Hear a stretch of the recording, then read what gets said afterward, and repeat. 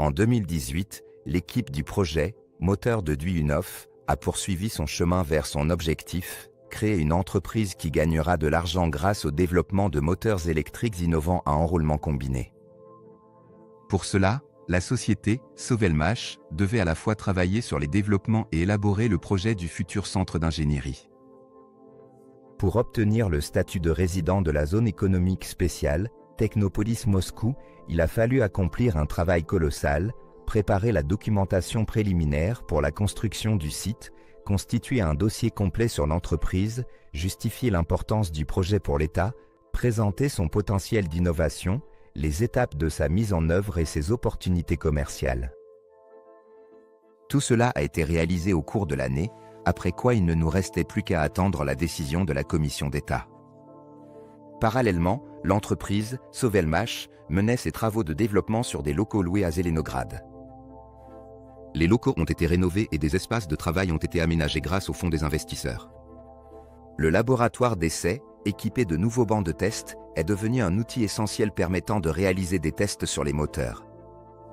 L'une des premières réalisations testées fut l'aéromoteur asynchrone de Duyunov. Un équipement laser a été installé et mis en service. L'entreprise a ainsi pu non seulement tester des moteurs, mais aussi produire sur ses propres machines les premiers prototypes de moteurs électriques.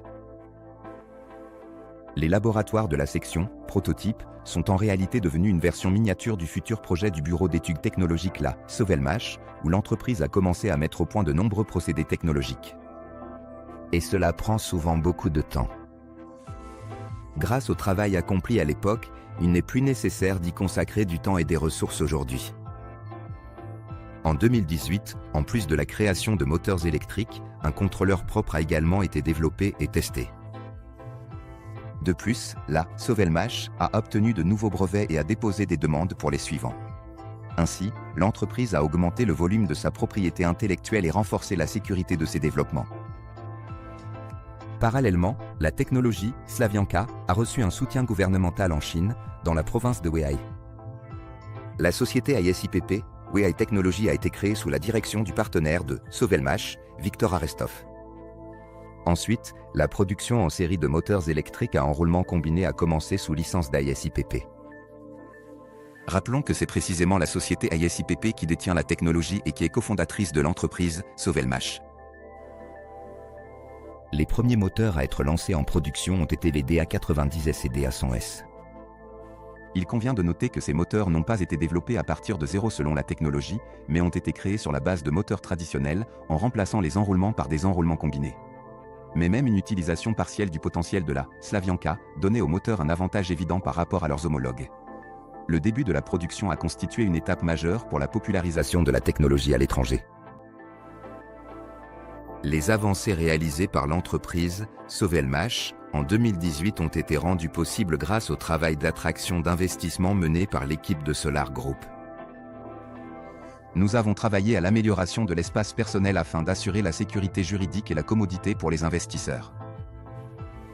Nous avons créé un contrat d'investissement qui régit différents aspects de l'investissement. Chaque investisseur le signe dans son espace personnel avant d'acheter son premier pack d'investissement. Nous avons lancé une fonctionnalité de vérification des utilisateurs afin que chacun d'entre vous puisse investir légalement et enregistrer ses parts à son nom. La promotion internationale du projet a commencé. Pour cela, nous avons lancé une chaîne YouTube multilingue et traduit l'espace personnel en plusieurs langues étrangères.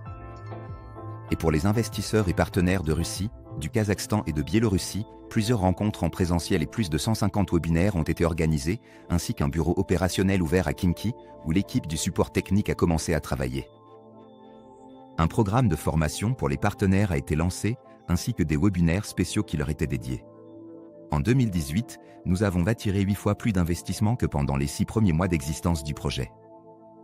Cela représente plus de 8 millions de dollars. Nous avons reçu le soutien de plus de 8000 investisseurs et de 2000 partenaires. Ces résultats ont constitué une excellente base pour notre future percée. Le principal résultat de l'année, c'est que le projet suscite l'intérêt d'un large éventail d'investisseurs et que notre équipe relève avec succès les défis qui lui sont confiés.